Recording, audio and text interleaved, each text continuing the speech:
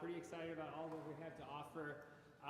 We have Norm Easterbrook from the River Center here today to talk real quickly about the offerings and how to get student rush tickets. We also have our guest Curry Chair, Professor Howard Watkins here to talk with you guys. We're going to have a Q&A led by Dr. May. But the first thing we need to address is we're all going to stand up, turn around, face the back, and sing happy birthday to Mrs. Tommy.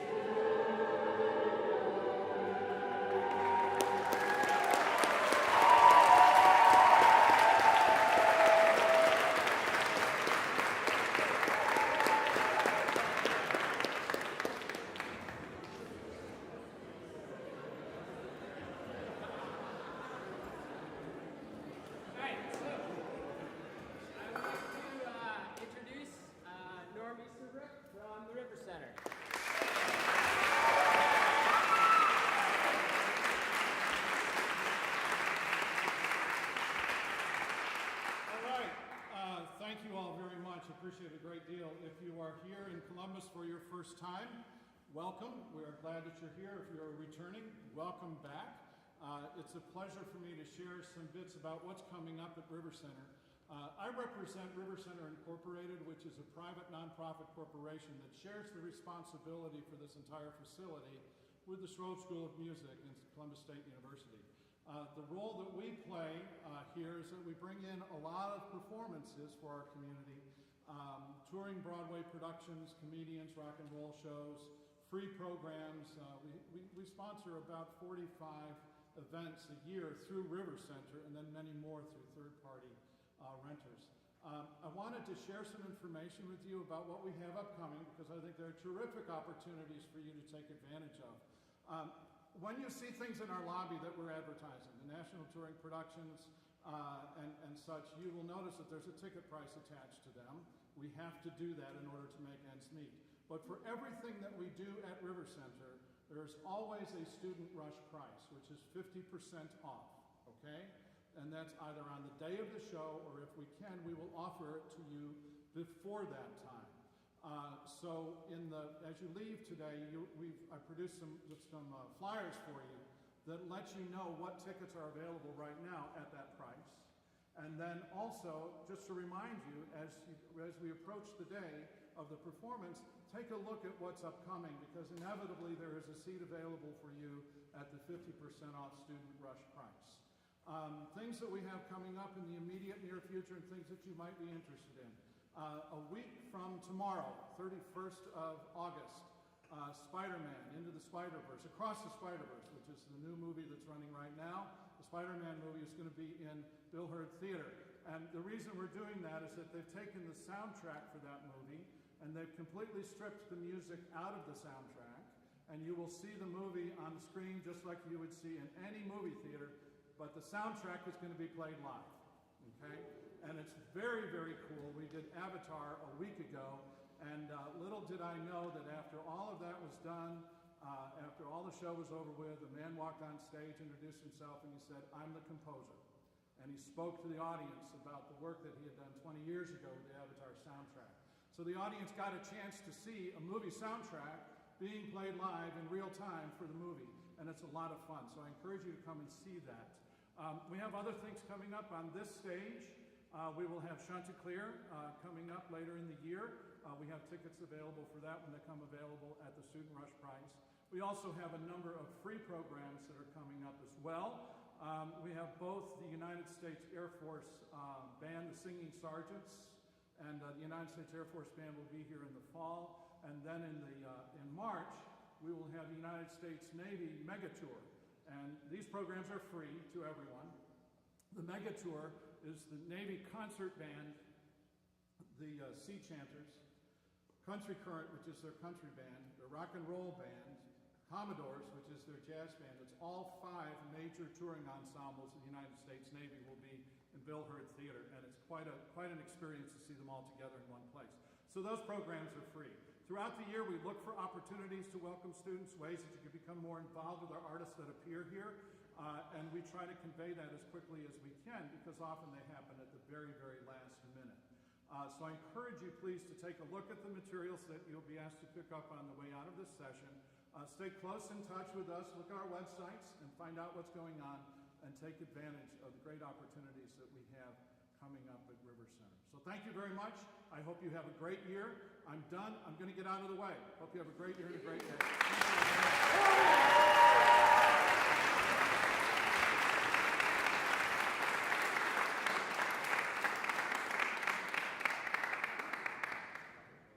All right.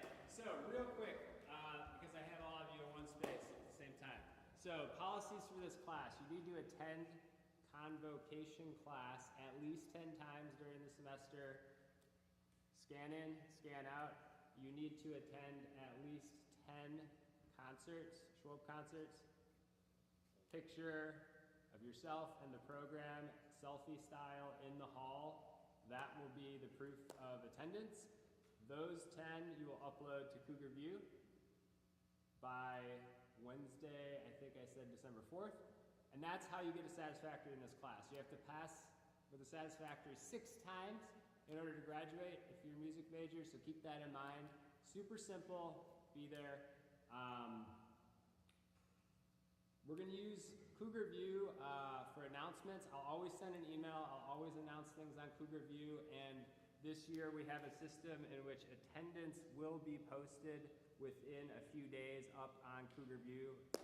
It'll be updated every single week, so check that to make sure it's correct.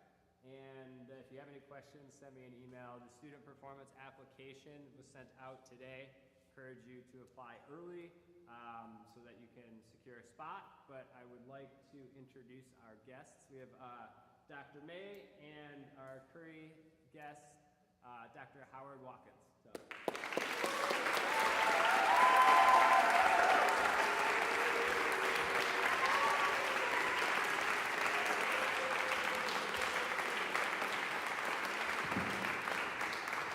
Thank you all very much.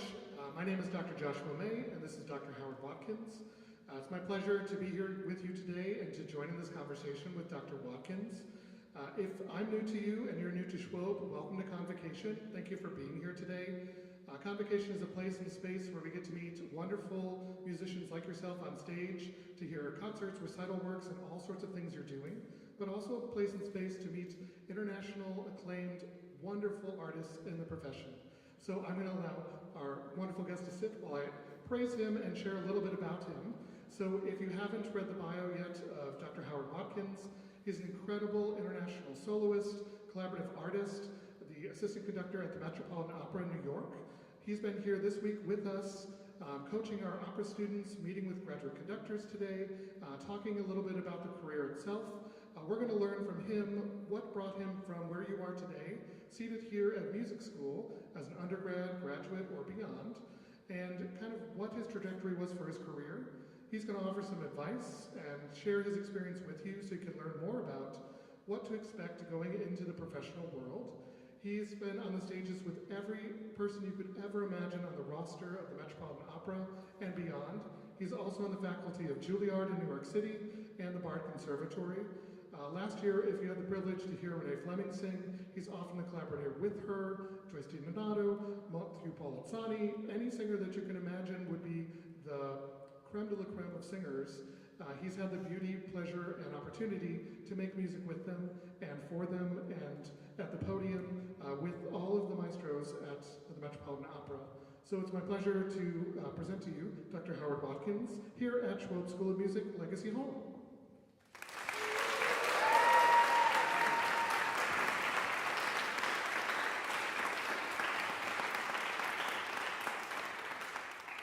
So he'll be here as part of our Curry Chair residency. He's here with us this week, he'll be here with us next week, and he'll be featured throughout our time in the spring as well, making music with our students. So I hope you'll attend some of the upcoming concerts for opera, the voice area, and beyond. If you're a pianist, he'll be working in the studio next week with you, and I'm happy to introduce him to Dr. Park, and you'll have some fun getting to know him as a collaborative artist, as a solo pianist, and as an educator. So today we're going to have about a 25-minute chat with him, and then we'll have some time for question and answers afterward. So if you have a question, think about it, write it down so you don't forget. Dr. Gerard's going to remind me at the 15-minute mark to the end of Convocation to share those questions. So if you do have a question, be brave and share your question. I'm going to turn over the mic to some opening remarks from Dr. Watkins so he can share a little bit about himself. Hello, good morning, afternoon, I guess. It's great to see all of you. I look out and I see, quite some time ago, a little bit of myself. I'm originally from Dayton, Ohio, and I started out studying music as a child, took guitar lessons, took piano lessons eventually, and enjoyed my time learning music as a kid. Eventually got into junior high and high school and got very much involved in bands. So I'm sure many of you, how many of you were ever in marching band? Okay, well, me too. I was a saxophonist, and in concert band I played bassoon, and just loved my music time, enjoyed it. But as it became time to go to college, I got this idea in my head, well, I did well in school, I need to do the academic thing, so I think I'll go into engineering. Yeah, that's what I'll do. So I went to the University of Dayton in Ohio, my hometown, and studied chemical engineering for a year. Well, at the end of that year, I thought, maybe not so much. Okay, let's try electrical engineering. So I tried electrical engineering for the second year. And after that, I realized, no, what I really want to do is the thing that I've been doing more and more and more in the first 2 years, which was practicing the piano all the time and loving it. The more I practiced, the more I loved it. And then I eventually thought, well, this is silly. I don't know if I'll make a living being a musician, but I definitely won't if I don't try. So I switched to music in my junior year at what's actually a relatively smaller program compared to big conservatories. So that's what makes me think that as I look at it, you all, I can tell already that this is quite a wonderful program here, but of course it's not as big as some of the programs in the world. But there are great things that you get at a smaller program. I got individual attention. I got to have three piano lessons a week of hours at a time, and I got to sit in on everybody's lessons. I got all kinds of great training and great opportunities, financial opportunities, and it was just a beautiful experience. So after those years, I decided to go to University of Michigan and did my master's there, 2-year master's in piano performance. During all this time at University of Dayton and also Michigan, I was enjoying doing my piano solo repertoire, but also collaborating with people. I played a lot with string players, I played a lot with wind players, I played a lot for singers, but probably the most for string players. At the end of my master's, I thought, well, now what? I have no idea what I'm going to do. At the same time, a position opened up on the dance department there at Michigan, and they needed someone to teach music for dancers, play for dance class, coordinate hiring the other dance accompanists. And so I thought, okay, I don't know what I'm going to do, but this is a great opportunity, make money, stay in Ann Arbor, which I really just love, and figure it out. So I did that. I worked for the dance department for 5 years. By the end of that time, I had collaborated a lot and figured out that, I love collaborating with other musicians and being on the stage with other musicians. And this is actually a thing. So why not do that thing? So that's what I did. I went back to school, did my doctorate at University of Michigan for 4 years. And at the end of that time, I decided I really want to be in a big city. I'm going to move to New York and I'm going to freelance. Well, the Metropolitan Opera has a program for young singers and pianists called the Young Artist Development Program. It's run by the Lindemann family, so it's the Lindemann Young Artist Development Program. And I thought, well, I'll just go audition for that. I don't know what else is going to happen when I get to New York. Well, lo and behold, I was one of the winners of a slot in that program. So I got to go to New York with a little bit of money and a salary for the next 2 years, and got to learn about working in an opera house, working with singers, and realizing just how much I loved it. So the story goes on a bit from there, but I'll just let you know that that was the beginning of my time 25 years ago, more than 25 years ago, and how I got to get to New York, and how I got to get into doing something that approaches what I do now. And I just learned a lot on the job, learning on the job. When I went to the Metropolitan Opera, I knew all of one opera. The Marriage of Figaro, Nozze di Figaro. I knew lots of arias and things that I had played in people's lessons, but I didn't have a lot of repertoire. I didn't necessarily have a lot of experience with languages. I had studied French in high school, and my mom was a French teacher, but I didn't learn as much about languages as one needs to know in this field until I got there and was learning on the spot, learning on the job. That's the main part of my journey. Certainly, I started there at the Met, and I was a part-time member of the music staff. At the Metropolitan Opera, we have 45 or so members of the music staff. Of those, 11 are full-time, and of those 11, 3 or 4 are full-time pianists. And so I'm one of the full-time pianists. That happened in, I think, 2009 that I became a full-time pianist there, and I've been there ever since then. So I start my 27th season next season. Yeah. Can you tell us a little bit about how you became a collaborative pianist, specifically what inspires you to be a collaborative pianist, and what are some of the more interesting stories or challenges you've encountered within that field? Oh, Sure. Well, I think I said before that I started out doing the kinds of soloistic kinds of things that pianists do. So you all have seen pianists sitting in front of the orchestra playing concertos or solo playing. That requires, how many of you are pianists? As all you pianists know, that requires a huge amount of time and a lot of solo time in the practice room, practicing and preparing and memorizing, which became something that I just was less interested in.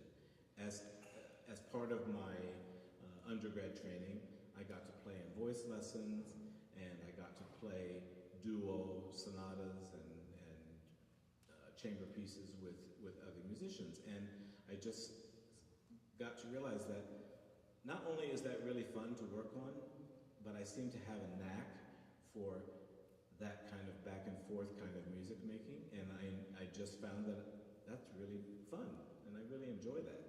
Now, when I was way back when I was young, and didn't know that that was a thing that one can do as a job, I thought that was just kind of a servile kind of work, but I didn't understand that it's a fun way to make music and a very realistic way to make music for many of us, and there's nothing low or it's not a power trip who has the most power. It's just something that's fun and enjoyable to do, and so that's something I got to do.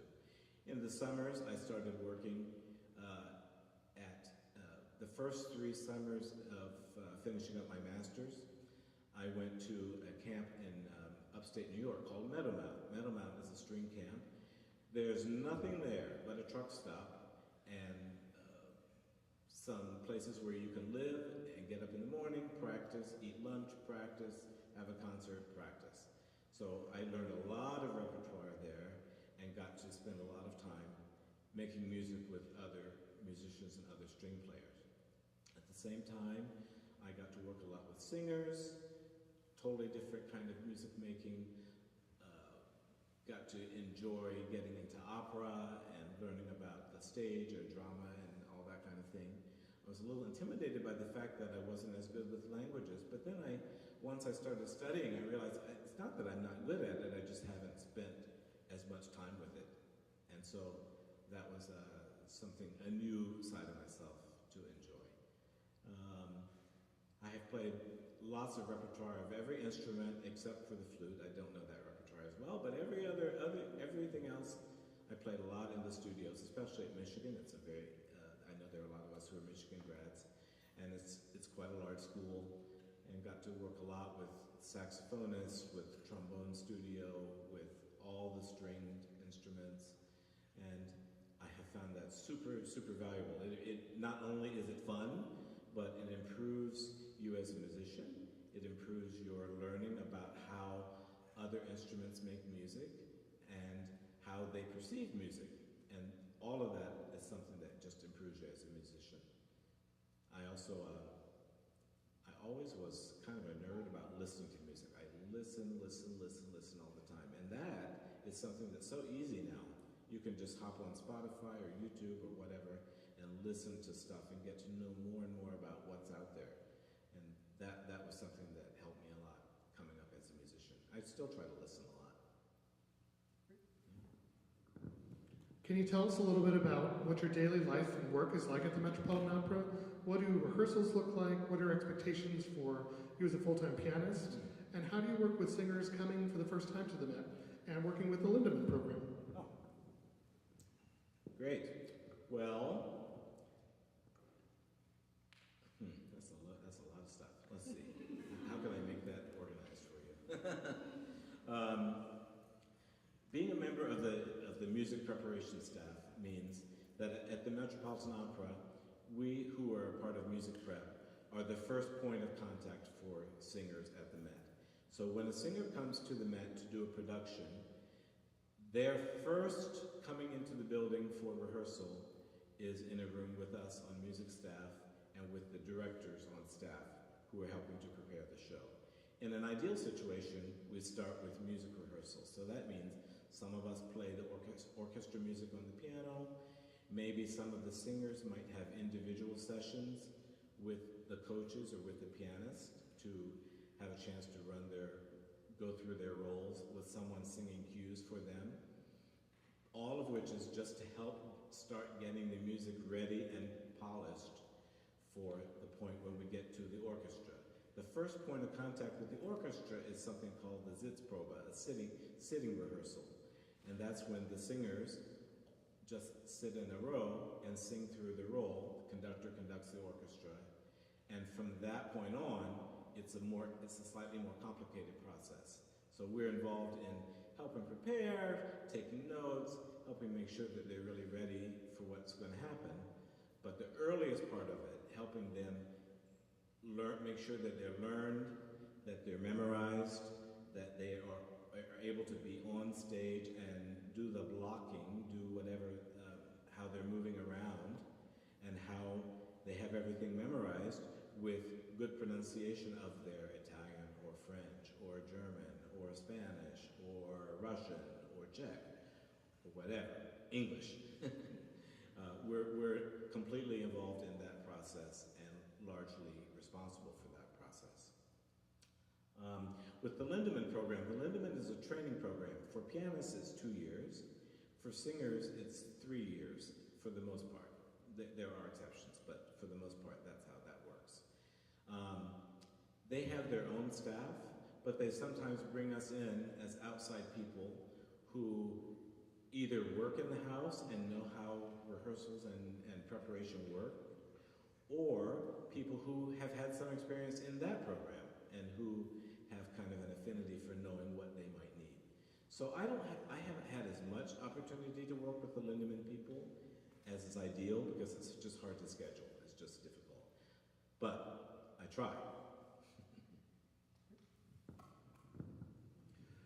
What advice would you offer to our young performers here in their time during their studies in school and what they can look forward to as they become young professionals themselves? What has that transition like been for you, and what would you offer for advice for them? Great. One thing I said already and that I reiterate, get to know as many different kinds of experience as you can. So that means listening to lots of different types of music. That could be jazz, classical, Broadway, whatever. Or within classical, listen to romantic period, classical period, Baroque, contemporary. Listen to as much stuff as you can. Get as experienced as you can in the different ways of making music. I also encourage you all, sight read a lot of stuff, play through a lot of stuff. Singers, sing through a lot of repertoire. Don't hurt yourselves. Don't try to sing things that are completely inappropriate, but just get to know the breadth of what's actually out there. I encourage you, that's very important. Psychologically speaking, there's a lot of emphasis in classical music, it seems sometimes, on I've got to be good. I've just got to do it right. That is not the goal. The goal, in my opinion, is to have fun, have a good time. Remember what it is that made you want to go into this field and nourish that and encourage that and have a good time. Don't beat yourself up about what you do or don't know, because you always don't know something at the beginning, and if you're actually working and doing everything you can, then you know a little more the next day, and a little more the next day, and more the next day, and that's the important thing, that you just keep improving it. At the beginning, you don't know anything. As I told you, I went to the Metropolitan freaking Opera and knew no operas. It's possible, and it's not that I'm necessarily proud of that. It's just that that's what it was, and I was willing to go and just give it a try and learn on the job. There's a lot of learning on the job, and that doesn't mean that you're good or bad, because that's not even part of it. You just need to be getting better at every moment. Those of you who are singers, really for everybody, but it's very important for singers, I really encourage you to explore foreign languages. Really get to know foreign language, speaking in a foreign language. Of course, Spanish is very, very big. That's not necessarily one of the biggest opera languages, but it does happen. I did 2 shows in Spanish last year. Italian is important, French is important, German is important. It's very easy nowadays with Duolingo. I still do Duolingo every day. I just passed 2,800 days in a row.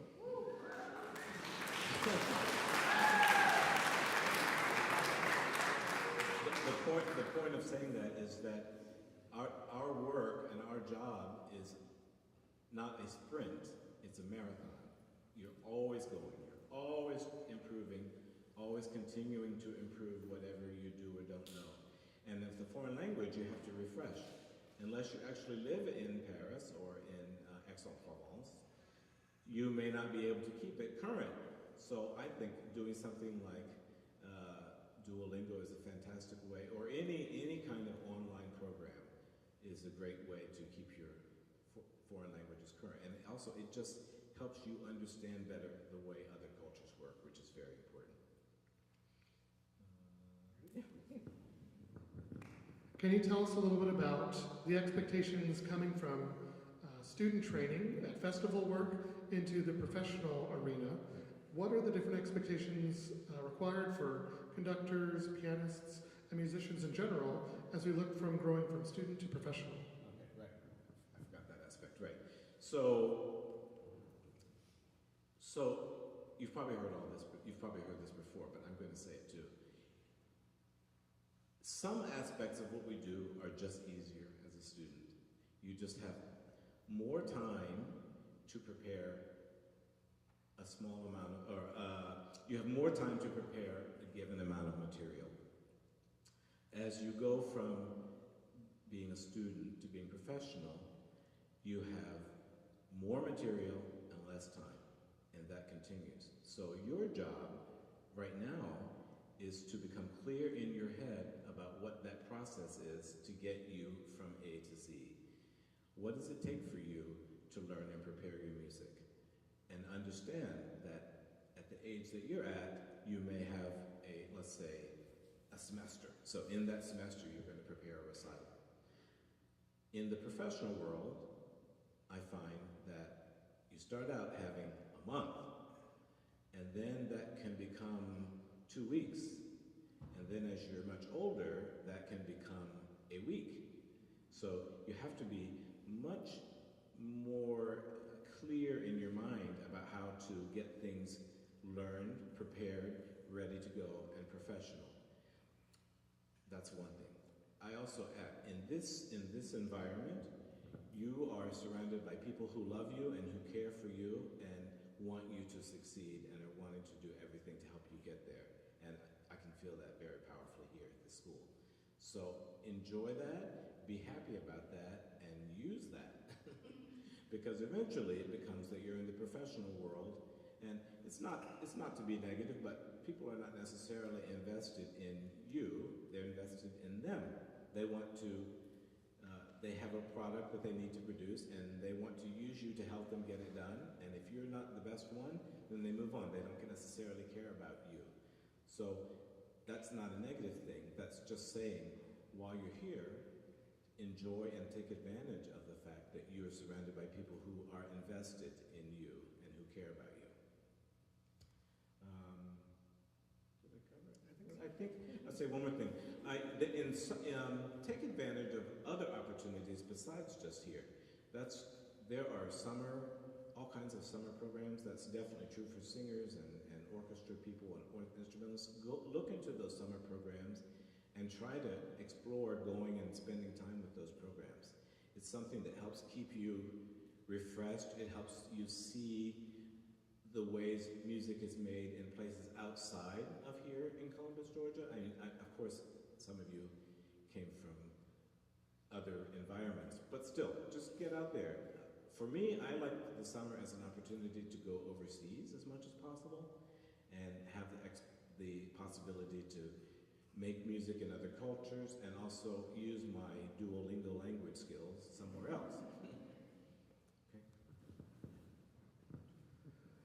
You've had a very diverse career as a pianist, as a conductor, as a musician across different stages and different places of your life. Can you share some of those special moments that you got to share on stage or in the pit that were really memory-provoking for you as big firsts, and what it felt like and what you thought it would be and how it became part of your legacy? Okay. One big experience I had that was pretty fantastic was the first time that I ever was able to be on the stage of Carnegie Hall playing just piano and singer. It was a project that was put together by the singer Jessie Norman, the late Jessie Norman. And I didn't play for her directly, but I did have the opportunity to play for a number of singers for this concert that she curated. So just to be able to step on that stage with the weight of the history and being able to experience the sound and to look up and see what that looked like, and just seeing all the pictures backstage of the unbelievable singers, that is something I'll never forget, what that felt like. I've done a number of concerts with various well-known singers. The first time I did recitals with Kathleen Battle, it was a similar kind of thing, just being there and trying to stay in the moment and trying not to freak out that it was Kathleen Battle and still do my job. In the last 2 or 3 years, I've been doing I worked on a project at the Met called The Hours. It's a piece by the composer Kevin Putz, who is absolutely fantastic. And in that cast was Renee Fleming. So I've worked on a number of pieces with Renee over the years, but we worked more closely in The Hours, and after that, she started asking me to do some recitals with her. So some of these experiences with her have just been unbelievable. One, she is an incredibly nice person, a generous collaborator, and just a great musician. So just sitting at the piano, hearing that voice, and getting to work with her and learn how she thinks about music and how she prepares things in a very incredibly short period of time, but with the professionalism expectation that she has just been a mind-blowing experience. So next year, I get to do a recital. I have 5 recitals with her next year, but the last one is at Paris Opera, and I'm just dying that that's going to be a great, amazing experience. Just the beauty of it, the beauty of what she does. What else have I done that's been a fun experience? One thing that we sometimes do at the Met, those of us who are pianists, is that we play in Mozart operas. We play along in the orchestra, and we play what the recitative. So that means playing harpsichord or forte piano along with the cellist and accompanying the moments in the opera that come between the big pieces, the big arias and ensembles. Doing that at the Met is incredibly fun and creative. You get lots of opportunity to improvise and kind of make it up on the spot. But it's also stressful. I think after all these years, I kind of revel a little bit in the stress and the excitement of it, and especially if somebody messes up and their memory goes off somewhere and I have to jump to where they are. But overall, those have been pretty wonderful experiences. We had one project that I got to go and work with a number of singers in Russia, which was an amazing experience. We did some work in Volgograd and worked with young singers and young professionals there. And then I got to work with a young artist singers in the young artist program at the Bolshoi. And it was just an amazing experience to work with these people on music, hear them sing Russian music, and help break down some of those barriers. It's especially valuable that I got to do that because, all things considered, I don't know how soon any of us will ever be able to go back to Russia. So I'm very grateful to have had that experience. So we've got some time now for questions. If you've got a question, come on up to the stage, and I'll give you the microphone, and you can ask your question to Dr. Watkins. I know you all are very brave. Come on. Here we go. Give him some applause.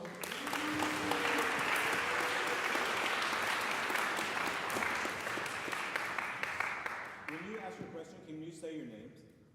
Hello, Mr. Watkins. My name is Jacob, and I play piano. And I would like to know how listening to music helps you make music with singers, with any other instrument. And then, as a little bonus fun thing, what is your favorite all-time classical piece of music? Good question.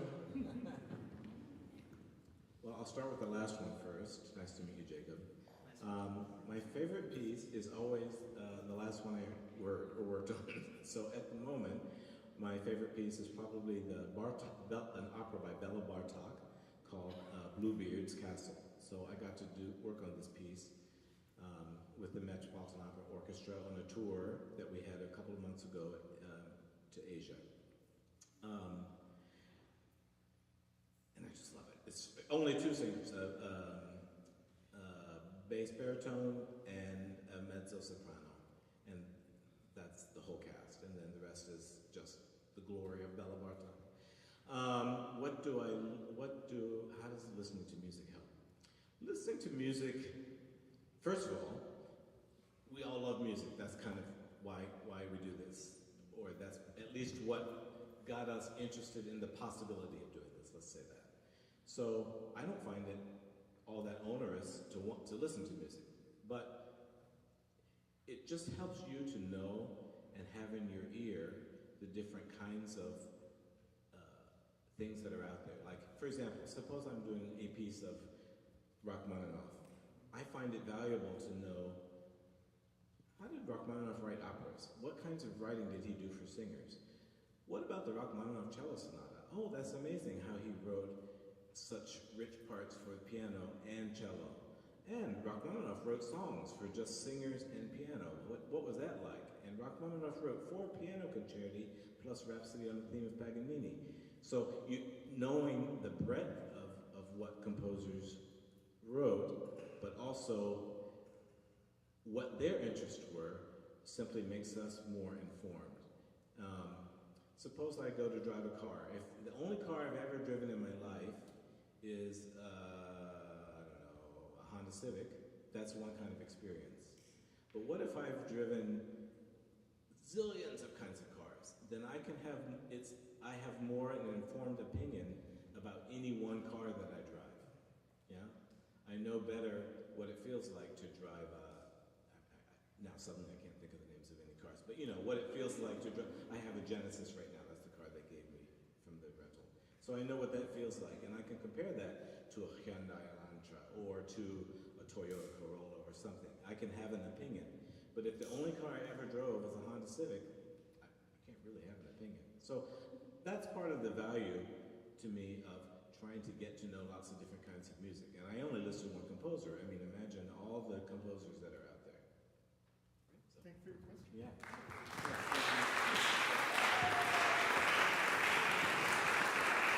Other questions? Come on up. We got some time for a couple more.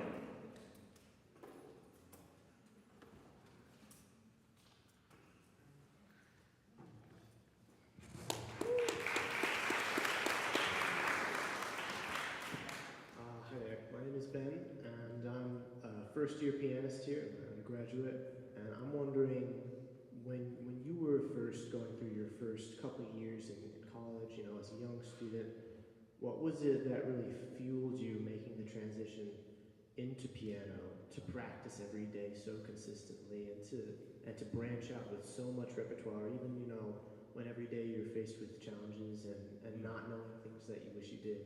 Okay. Great question. Should we have a seat?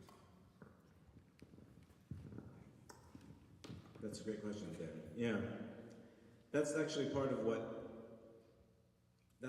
was funny with my story.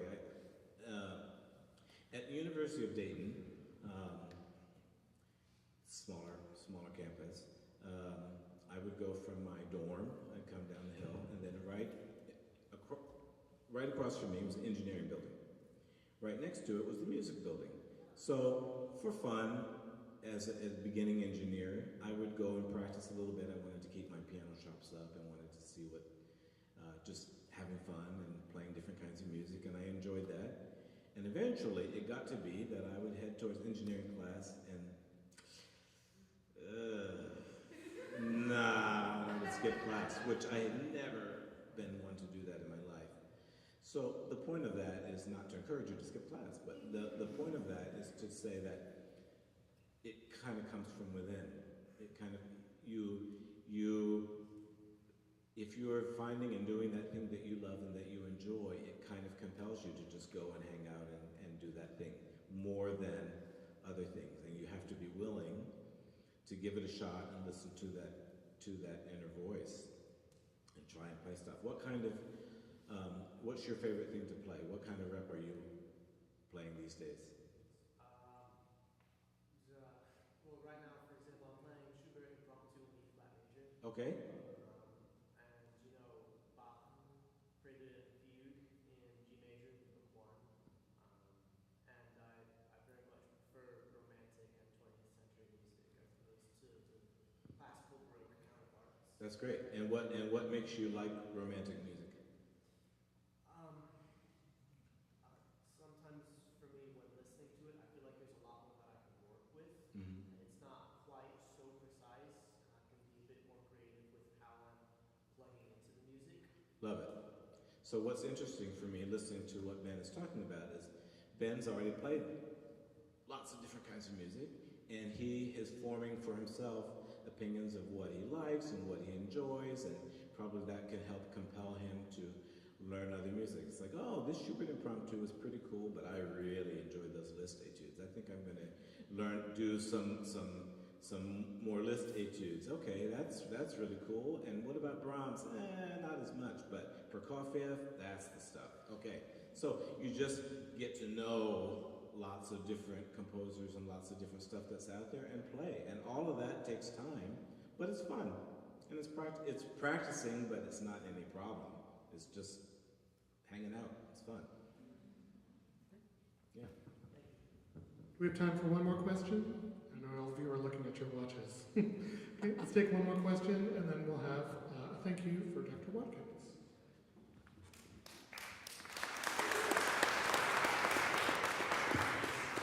Hello,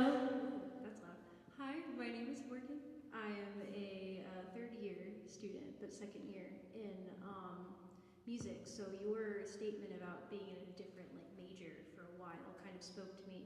I wonder if you have any advice for students that feel kind of that FOMO sensation, or kind of like the fear of missing out from having to deal with being, I guess, behind their peers almost. How do you give them advice to how you maybe have dealt with that? Okay.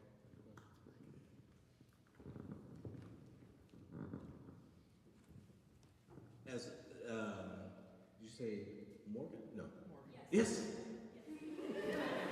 I'm not always so great remembering names, so.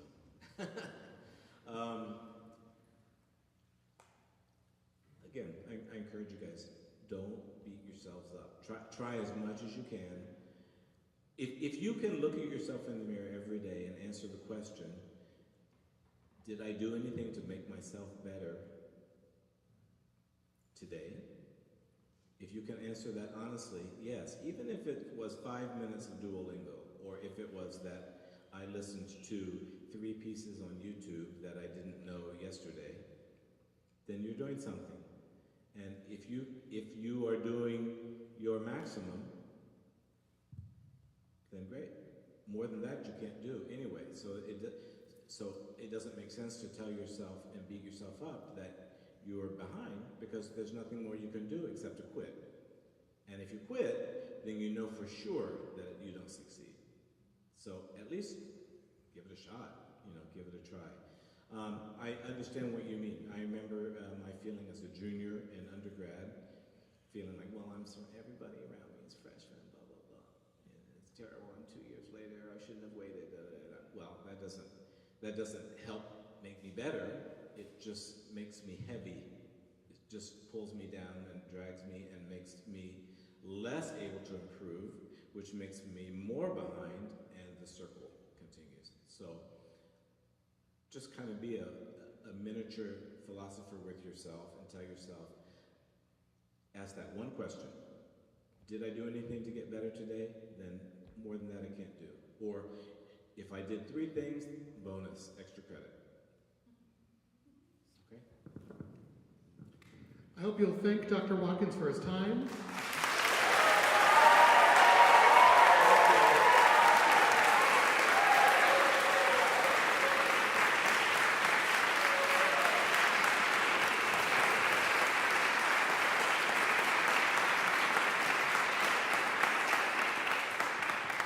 We'll have a few minutes just to say hello out in the lobby. If you'd like to say hello, please stop by.